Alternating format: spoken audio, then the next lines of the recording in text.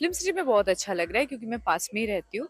तो film city में और बहुत टेम्पल रोड में तो बहुत शूट मैंने किया है, एड्स में भी शूट किया है, 1-2 आई थिंक शॉर्ट फ़िल्म में भी मैंने शूट किया है। तो बहुत दिनों के बाद हम आए हैं।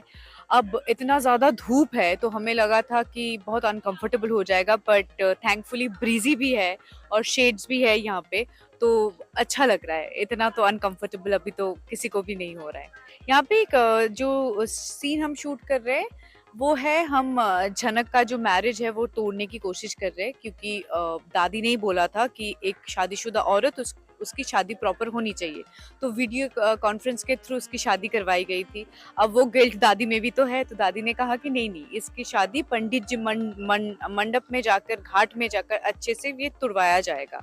तो ये जो सीन हम शूट करेंगे, जबरदस्ती उसको बोला जा रहा है कि चूड़िया तोड़ो, शाखा फौला, जो बंगाली औरत की एक सुहागन की निशानी होती है। जैसे कि हर दूसरी जगह पे मंगलसूत्र होता है, बंगाली लोगों में वो शाखा पौला होता है, वो तोड़ के सिंदूर पोंछ के फिर घाट में उसको डुबकी लगाना पड़ेगा। ये सीन हम शूट कर रहे हैं आज। नहीं, अनिरुद्ध अगर पहले देखा जाता तो अनिरुद्ध शायद प्रोटेस्ट करता, पर अभी सच सबके सामने आ गया है तो अनिरुद्ध का भी गिल्ट है और उसके ऊपर अर्शी ने सुसाइड करने की कोशिश की है, कमिट करने की। तो वो जो गिल्ट है, उसके प्रेशर इतना ज्यादा है कि अनी भी कुछ बोल नहीं पा रहा है कि जनक के साथ ऐसा मत कीजिए।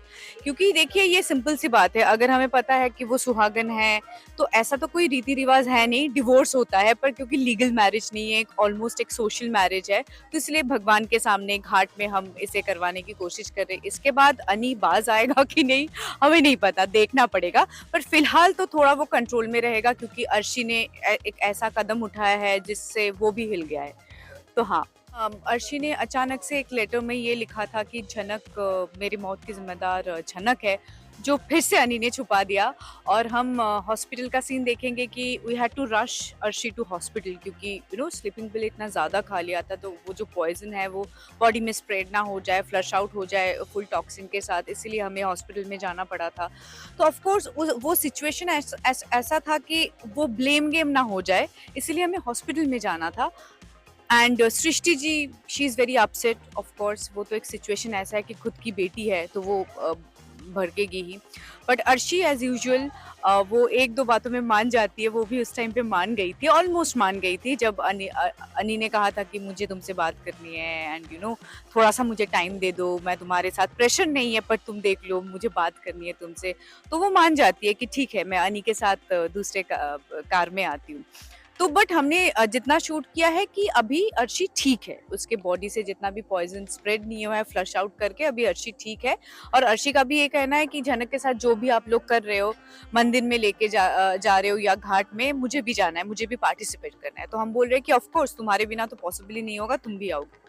देखिए, अनिरुद्ध का जो कैरेक्टर है वो परफेक्ट कैरेक्टर तो नहीं है। वैसे देखा जाए रियल लाइफ में कोई भी कैरेक्टर परफेक्ट नहीं होता है, फ्लॉड कैरेक्टर होता है। अब अनिरुद्ध को डे वन से ऐसा पता नहीं क्यों लगा कि वो झनक के लिए सब कुछ अकेला ही करेगा।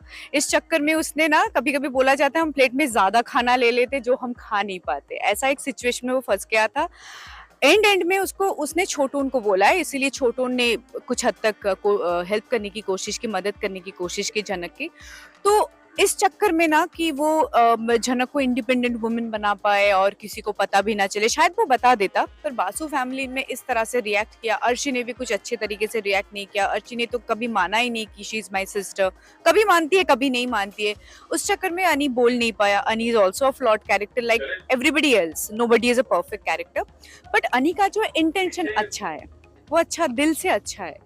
अब सिचुएशन में फंसे हैं लोग और फिर ऐसा कुछ हो रहा है तो आई एम श्योर ऑडियंस को अच्छा नहीं लग रहा है। बट आप देखते रहिए झनक, आगे जाकर आपको पता चलेगा कि Aniruddh is a good boy, he is a good human being.